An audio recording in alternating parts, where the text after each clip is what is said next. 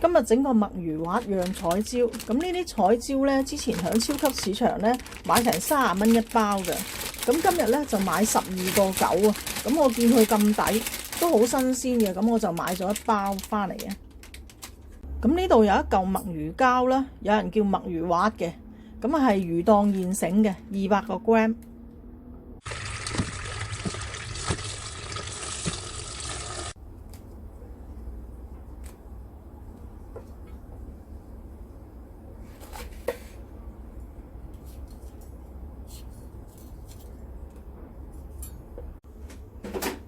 呢個辣椒呢，有人會喺呢個內籠裏邊搽少少生粉嘅，但係要甩嘅始終都會甩，我就唔搽嘅。咁啊，將佢釀落去，釀滿啲，釀實啲，佢係唔會甩嘅。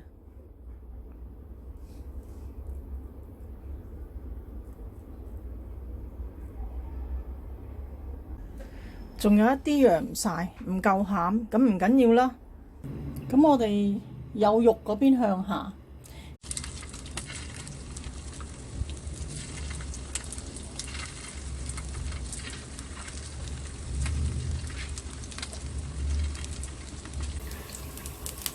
唔好太猛火煎佢，因為太猛火煎呢，你啲辣椒燶咗都未熟啊，嗰啲魚肉。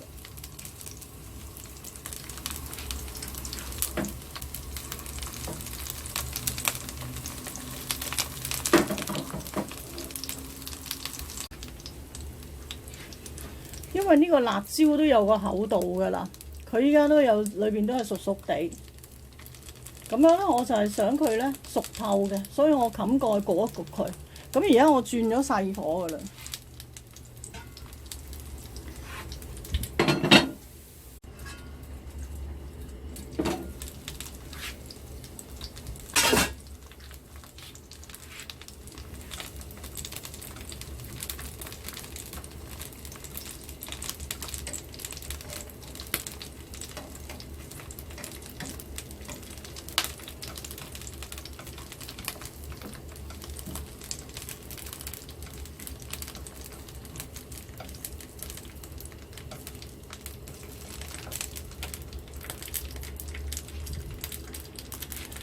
差不多噶啦，呢啲咁仲有一啲呢啲辣椒咧，費事留啦，擺埋落去煮埋佢。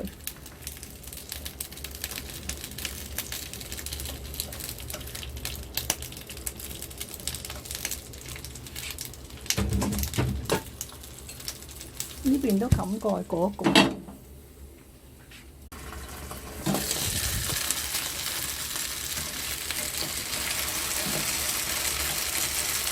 咁佢焗佢一陣都 OK 嘅啦，唔好焗得佢太燶啊啲辣椒。OK 啦，隻隻都冇甩到，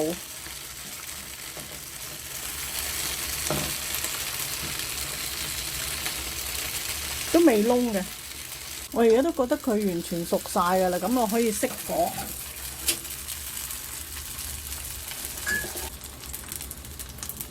咁熄咗火之後呢，我哋加少少蒸魚豉油，因為嗰個 pan 呢都仲有溫度嘅，仲熱嘅。因為呢啲咁嘅煎釀彩椒呢，嗰個調味好簡單嘅啫，咁就得㗎啦。